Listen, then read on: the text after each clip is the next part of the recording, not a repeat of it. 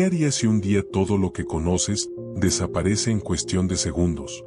La familia Smith parecía tenerlo todo: estabilidad, amor y una vida tranquila en un vecindario común. Pero detrás de esas paredes se escondía un secreto, uno que cambiaría sus vidas y las de todos a su alrededor para siempre. Esta es una historia marcada por el misterio, la tragedia y una verdad que nadie quiso ver. Hoy te contaré la terrible historia de la familia Smith. Y te aseguro que no volverás a mirar a tu familia de la misma manera. Quédate a conocer la historia que dejó sin palabras a muchos expertos y recuerda darle a like y suscribirte para más contenido. Los primeros años fueron felices. John encontró trabajo como carpintero en un pequeño taller local, Margaret atendía un consultorio médico del pueblo, y los niños iban a la escuela donde todos los conocían por su amabilidad y educación.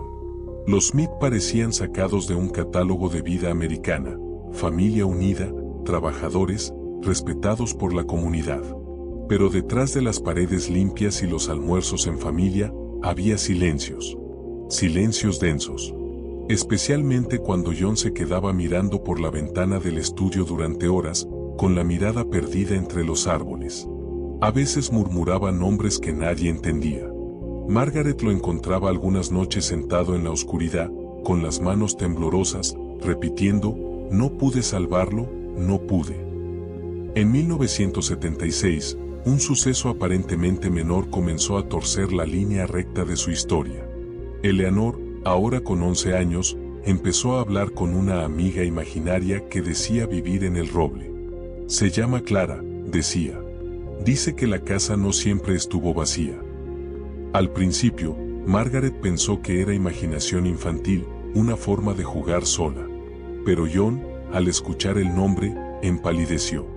Clara era el nombre de su hermana menor, muerta en un incendio cuando él tenía 8 años. Un incendio que había comenzado en la casa de sus padres, una noche de invierno en 1945. Desde entonces, algo cambió. Eleanor comenzó a tener pesadillas. Thomas dejó de dormir solo. Margaret se volvió nerviosa, siempre cerrando las ventanas, colocando crucifijos en las puertas. Y John empezó a beber. El otoño volvió, con su lluvia fina y su crujido de hojas secas. Y una noche, justo cuando el viento aullaba como si algo invisible quisiera entrar por las grietas de la casa, Eleanor desapareció. Se había ido mientras dormían. La puerta principal estaba entreabierta. El roble, en silencio.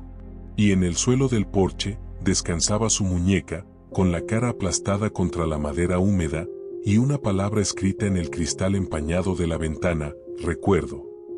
Margaret se encontraba sentada al pie de las escaleras, todavía en bata, con los cabellos sueltos y húmedos de sudor, temblando, con los ojos abiertos de par en par como si se negaran a parpadear hasta que Eleanor apareciera en la puerta.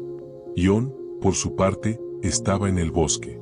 Había salido corriendo sin linterna, sin abrigo, sin siquiera cerrar la puerta, guiado por la absurda idea de que ella debía haber seguido el sendero que llevaba hasta el arroyo, como cuando jugaban a recoger piedras planas para lanzarlas sobre el agua.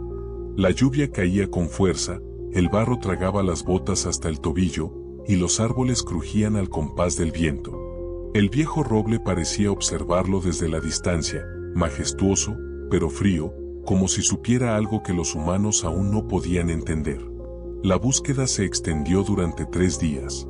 La policía local, acostumbrada a robos menores y borrachos en gasolineras, se vio superada por la repentina atención del condado y los medios. Aparecieron voluntarios con linternas, perros rastreadores, helicópteros. John no dormía. Margaret dejó de comer. Thomas, aún con solo 6 años, comprendió que algo definitivo había ocurrido, aunque no pudiera explicarlo con palabras. Y sin embargo, al 4.º día, Eleanor regresó. La encontraron sentada en el columpio del jardín trasero, al amanecer, con el vestido mojado y sucio, los pies descalzos y las manos cubiertas de lo que parecía tierra mezclada con sangre seca. No hablaba, no lloraba, no se movía. Simplemente observaba el horizonte con una expresión neutra, como si hubiera vuelto, pero no del todo. Los médicos no encontraron signos de violencia física, salvo por rasguños en brazos y piernas, algunos hematomas en las costillas y una pequeña herida en la frente, como si se hubiera golpeado contra una piedra. La prueba más inquietante, sin embargo, fue la resonancia. Presentaba actividad anormal en la zona del hipocampo, la región del cerebro que regula la memoria.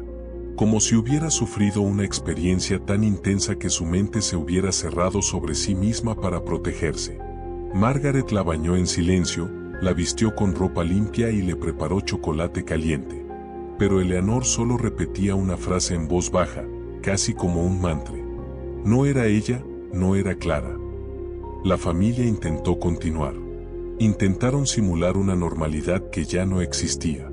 Las mañanas eran densas, los desayunos estaban envueltos en silencios incómodos, y las noches, plagadas de susurros, pasos que parecían recorrer el pasillo del segundo piso cuando todos estaban en la planta baja, y puertas que se cerraban solas. John comenzó a hablar con el párroco del pueblo, aunque hacía años que no pisaba una iglesia. Margaret colocó un cuaderno en la mesita de noche de Eleanor, con la esperanza de que escribiera lo que no podía decir. Cada mañana lo encontraba vacío, hasta que una noche, en pleno noviembre, apareció una sola frase garabateada con fuerza, en letras torcidas. El roble está podrido por dentro. Ese mismo día, John, desesperado, decidió cortar el árbol. Con una hacha oxidada y la camisa empapada de sudor, comenzó a golpear el tronco con furia, como si quisiera arrancar de raíz el miedo que había florecido en sus vidas. Pero a cada golpe, parecía que el viento se hacía más fuerte, como si el bosque reaccionara. Y al llegar a una profundidad considerable del tronco, algo cayó al suelo con un golpe sordo, un objeto de madera, antiguo, tallado, con forma de caja. Era una caja de música, sellada con clavos. Y cuando John la abrió, con manos temblorosas y una respiración entrecortada, encontró dentro una fotografía en sepia, desgastada por el tiempo. En ella, una niña con un lazo en el cabello sonreía frente a la misma casa que ahora habitaban.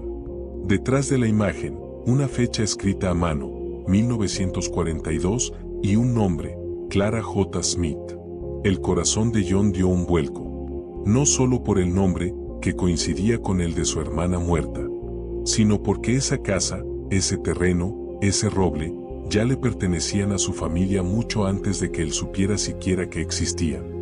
Y entonces entendió algo que lo dejó paralizado.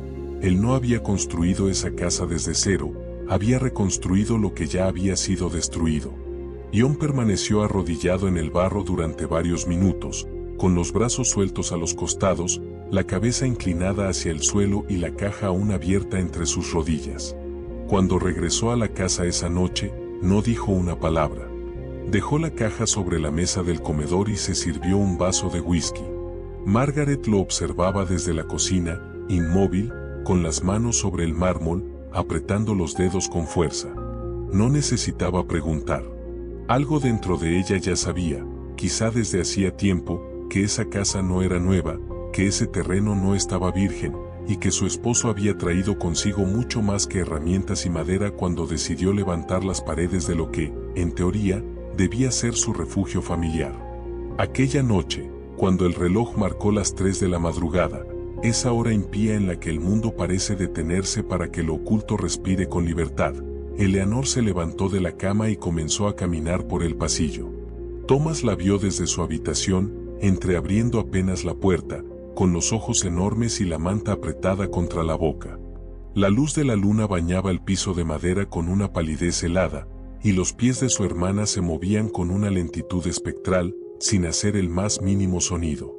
Ella susurraba algo, una y otra vez, pero Thomas no pudo entender las palabras.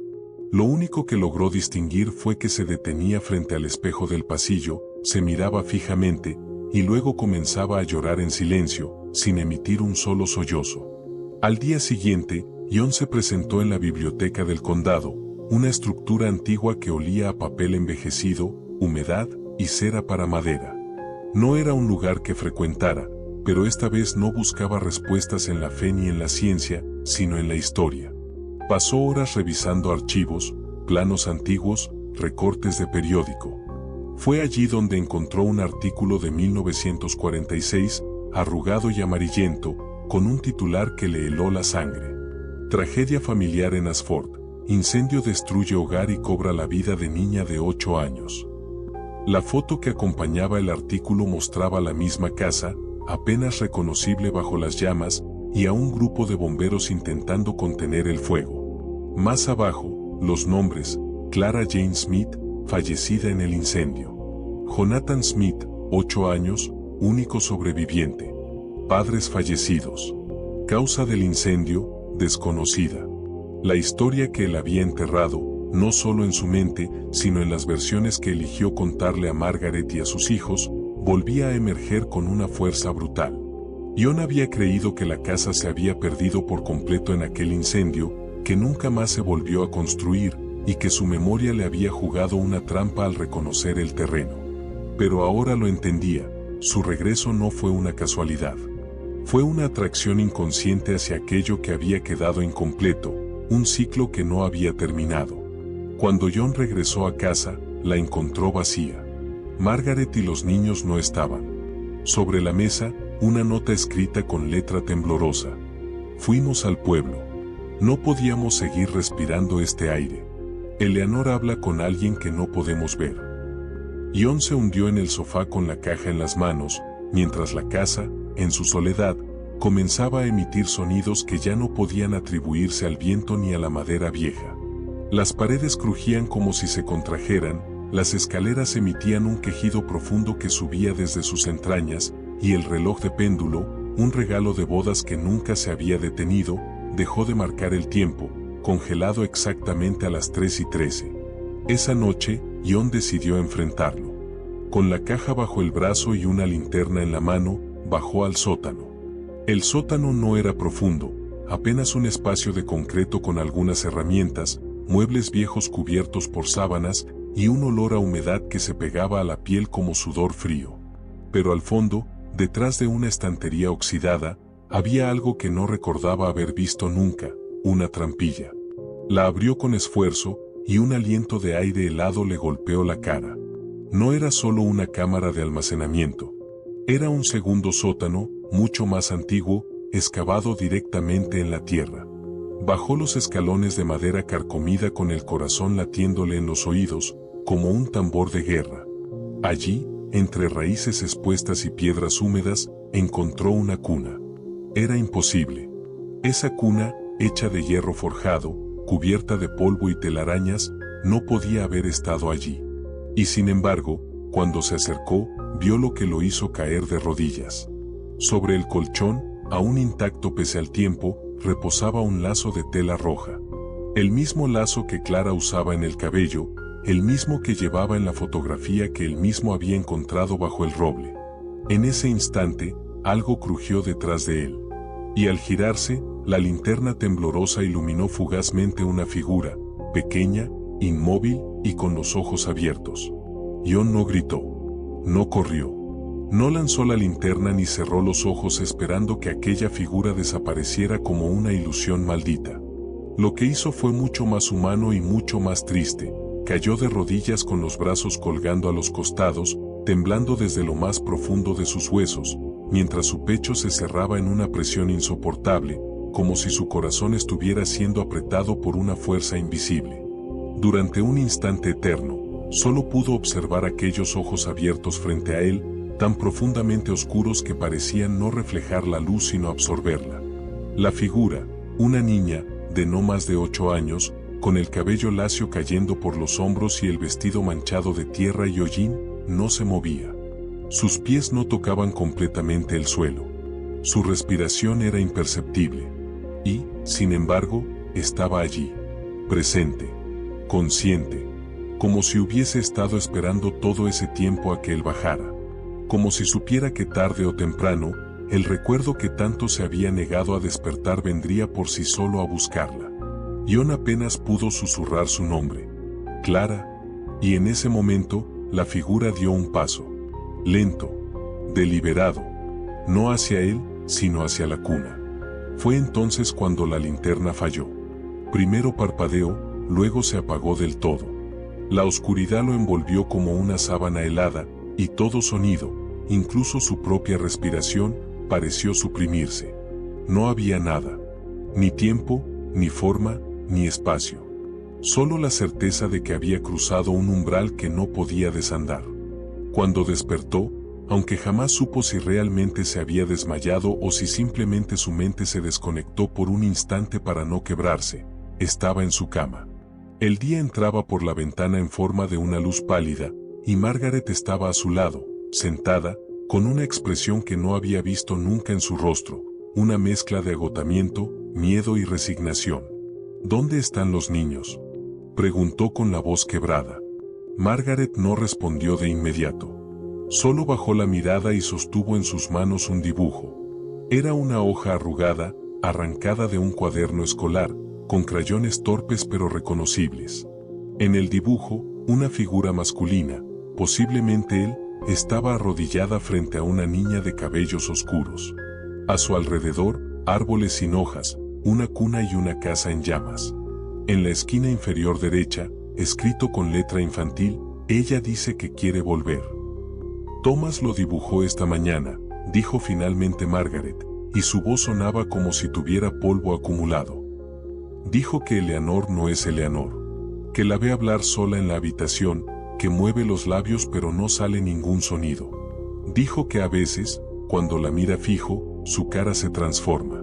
Jon sintió un vacío profundo en el estómago. No era miedo. Era algo más denso, más sombrío, la aceptación de que ya no se trataba de fenómenos aislados o de juegos de la mente. Era la certeza de que su pasado no solo había vuelto, sino que estaba reclamando espacio, cuerpo, presencia. No era simbólico. Era literal. Esa tarde, decidieron volver a la casa. Jon, Margaret, Thomas y Eleanor, aunque la idea de llamarla así comenzaba a parecer errónea, se subieron al coche en silencio. Nadie pronunció una palabra en el trayecto. El camino serpenteante hacia la colina parecía más largo que nunca. El cielo estaba cubierto de nubes grises, inmóviles, como si el tiempo se hubiese congelado en una amenaza constante. Al llegar, Jon tomó una decisión. No podía seguir huyendo. No podía seguir enterrando verdades que pedían ser desenterradas a gritos. Así que los llevó a todos al comedor, colocó la caja de música sobre la mesa y les contó la historia. No solo lo del incendio, no solo la muerte de Clara, sino todo.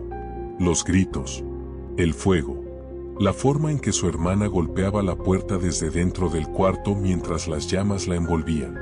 La forma en que él, niño aún, paralizado por el miedo, no fue capaz de girar la perilla ni de romper la ventana. Cómo había huido, solo, con el humo en los pulmones y la conciencia marcada de por vida por un acto de cobardía. Margaret lloraba en silencio. Thomas no entendía todo, pero bajó la cabeza con una expresión de tristeza profunda. Eleanor, o lo que quedaba de ella, simplemente sonrió. Fue una sonrisa sutil, casi imperceptible, pero Jon la notó. No era una sonrisa humana. Era una curvatura ligera de los labios, como la de alguien que por fin ve cumplirse un plan cuidadosamente trazado durante años. Y entonces la niña habló, con una voz que no era suya. Te esperé, Jon. Todos estos años. Siempre supe que volverías. Y su mirada, fija en él, ardía con el mismo fuego que había consumido la casa tantos años atrás. Margaret dio un paso hacia Eleanor con un reflejo materno, pero Jon la detuvo con una sola palabra, dicha en un susurro. No. Había algo en esa mirada que lo atravesó de una forma que no se puede explicar fácilmente. No era solo miedo. Era un reconocimiento. Era el mismo rostro, los mismos ojos suplicantes que él había visto aquella noche en 1945, cuando Clara lo miró por última vez a través del humo y las llamas. Pero ahora, esa mirada no pedía ayuda, exigía respuestas. Thomas, escondido tras la puerta del pasillo, observaba con los dedos crispados sobre el marco. No entendía cada palabra, pero algo dentro de él se contraía con la certeza de que aquello que estaba ocurriendo no era un juego ni un sueño. Y aunque era pequeño, lo que sentía era claro, la casa ya no les pertenecía. Eleanor, o la cosa que habitaba su cuerpo, Se puso de pie con una delicadeza antinatural, como si los huesos no pesaran, como si el cuerpo solo fuera un traje que podía usar o desechar a voluntad. Caminó lentamente hasta el ventanal, miró el roble herido que aún sangraba savia desde el corte que John le había hecho con el hacha días atrás, y murmuró una frase sin girar el rostro. Tú sabías que yo estaba ahí. Sabías que podía gritar, pero aún así corriste. Y entonces, John sintió como una parte de su alma, esa parte que había enterrado bajo años de trabajo, familia, rutina, normalidad, se quebraba. Porque era verdad. Porque, aunque durante décadas había repetido que fue un accidente, que no pudo hacer nada, que era solo un niño, una parte de él siempre supo que, en ese instante, eligió huir. No por maldad. No por egoísmo. Por miedo. Un miedo paralizante, infantil, incontrolable, que lo convirtió en testigo de la muerte de su hermana. La voz volvió a sonar, esta vez más firme, más clara, más cargada de presencia. Esta casa fue nuestra. Este árbol fue nuestro. Este silencio fue tuyo. John dio un paso adelante. Y luego otro. Con las manos abiertas, como si se entregara. No estaba seguro de qué debía hacer, de qué palabras debían ser dichas, pero algo dentro de él le gritaba que no era momento de pelear, ni de negar. Que lo único que podía hacer era reconocer. Clara, dijo con un hilo de voz quebrado. No tengo forma de devolverte lo que perdí. No hay acto que deshaga lo que hice. Pero si te quedaste esperando, si no pudiste descansar por mi culpa, entonces tómame. A mí, no a ellos. Margaret ahogó un grito. Thomas comenzó a llorar desde el pasillo. Pero Eleanor giró lentamente y, por un segundo, sus ojos fueron los de una niña asustada. No de rabia, no de odio, sino de un dolor atroz, ancestral, como si llevara años queriendo oír exactamente eso. Una disculpa, una verdad. Pero el instante se quebró en un latido. La casa crujió de forma violenta. Las paredes vibraron. Los vidrios de las ventanas emitieron un gemido agudo, como si algo se estuviera desgarrando desde dentro. El suelo tembló bajo los pies de todos, y una ráfaga de viento helado atravesó el comedor, apagando todas las luces. En la oscuridad, se escuchó una risa breve, una carcajada que no pertenecía a un niño ni a un adulto. Era el sonido de algo que había estado esperando que el dolor abriera una puerta, y ahora caminaba por ella. Porque no era solo Clara. La caja de música en la mesa se abrió sola. Y, aunque nadie la había dado cuerda, la melodía comenzó a sonar. Una tonada antigua, dulce, que se volvió siniestra al filtrarse en esa atmósfera cargada. Y mientras sonaba, la sombra que salía del interior del aparato no era figurativa. Era real. Se desdoblaba, tomaba forma, se extendía por la madera, por las paredes, por los cuerpos. Clara había sido la puerta. Pero lo que estaba del otro lado, nunca fue solo ella. Margaret, desesperada, tomó a Thomas en brazos y gritó. Tenemos que salir de esta casa. Ahora. Pero John se quedó inmóvil. Porque entendió que ya no se trataba de huir. Que esto no era un castigo. Era una herencia. Una deuda que había cruzado generaciones, alimentada por el silencio, por la negación, por la falta de valor para mirar de frente el pasado. Y entonces, cuando todo parecía derrumbarse, cuando el aire se volvió tan denso que ya no podía respirarse, cuando la melodía de la caja se tornó más rápida, más aguda, más urgente, Eleanor habló una vez más, con su propia voz esta vez. Su voz verdadera. Papá, tengo miedo. Y fue en ese instante que John supo que su hija aún estaba allí.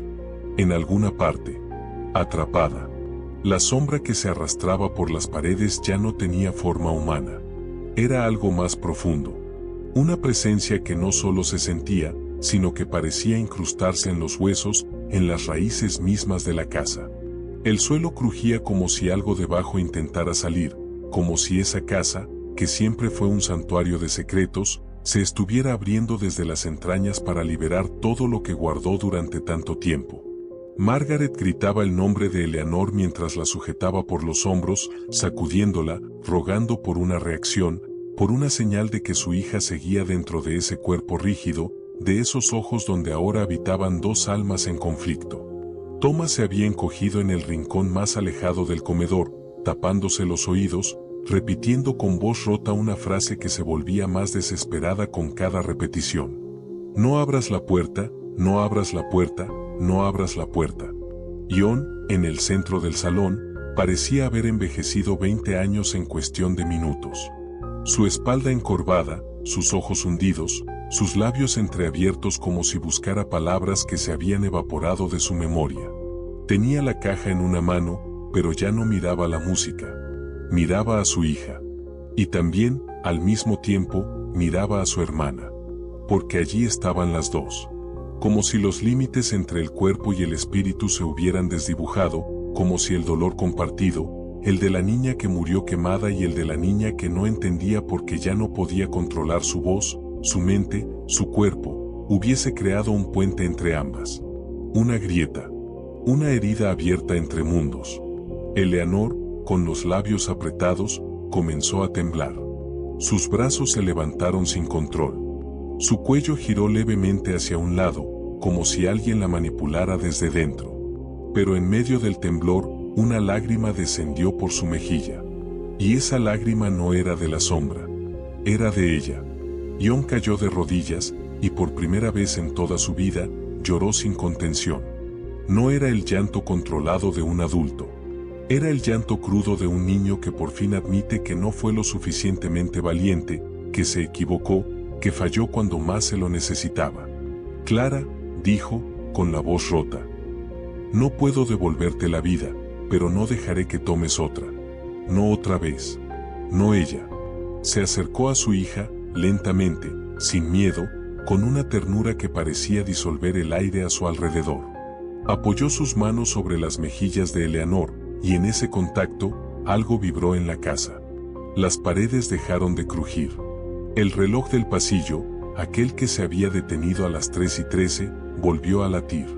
La melodía de la caja comenzó a disminuir, como si estuviera perdiendo fuerza. Y entonces, con una voz que parecía provenir de una memoria olvidada, Eleanor susurró. Fue él el que cerró la puerta. Clara no hablaba con odio. Hablaba con una tristeza profunda, ancestral, que no buscaba venganza, sino ser vista, ser escuchada, ser entendida. Durante años, su alma quedó atrapada entre los escombros del incendio, en las astillas de madera quemada, en los huesos del roble que había crecido torcido. Su dolor no se curó. Solo se durmió. Hasta ahora. Ion tomó el lazo rojo, el mismo que había encontrado en el sótano junto a la cuna, y lo colocó suavemente sobre la mesa. «Es tuyo», dijo. Y siempre lo fue. La sombra se contrajo. Por primera vez, pareció vulnerable, confundida, como si esa ofrenda, ese gesto simple, simbólico y sincero, hubiera roto el ciclo. Clara no gritó. No lloró. Solo se desvaneció. Desapareció como se evapora una canción al terminar, dejando detrás el eco de una melodía que ya no necesita ser repetida. La caja de música emitió su última nota. Y se cerró sola. La casa, en silencio, volvió a respirar. Pasaron los días. La familia Smith no volvió a hablar de lo ocurrido con detalles. No porque quisieran olvidarlo, sino porque algunas verdades, una vez aceptadas, no necesitan ser narradas, sino vividas en el presente con más conciencia, con más gratitud, con más amor. Eleanor se recuperó lentamente. Tenía episodios en los que, al cerrar los ojos, parecía ver más allá. Pero nunca más escuchó voces que no eran suyas. Thomas volvió a dormir solo, aunque siempre dejaba una lámpara encendida. Margaret se volvió más callada. Nunca volvió a subir sola al segundo piso. Ion pasaba las tardes sentado bajo el roble. Había dejado de beber. Había dejado de trabajar por fuera. Comenzó a escribir, en silencio, un cuaderno donde cada página era una confesión, una carta, una oración para la niña que nunca pudo salvar, pero que al fin pudo liberar. Un día, plantó un pequeño árbol al lado del roble viejo. No dijo nada al respecto. Solo puso una placa de madera, con una inscripción tallada a mano. Lo que no se nombra, se repite. Lo que se perdona, se libera. Años después, la casa aún seguía en pie. Las paredes restauradas, la pintura renovada, los cristales limpios. Pero si uno pasaba por allí justo al atardecer, podía ver algo desde el camino, una niña de cabello oscuro, sentada en el columpio del jardín, con un lazo rojo en el cabello, sonriendo al viento. Y si prestaba atención, muy en silencio, podía oír la caja de música, tocando una última vez. Si esta historia resonó contigo, déjanos un like. Escribe en los comentarios la palabra familia para saber que llegaste hasta el final. Comparte este video con alguien que crea que siempre hay una segunda oportunidad, y suscríbete para más historias que tocan el alma y nos recuerdan lo que realmente importa.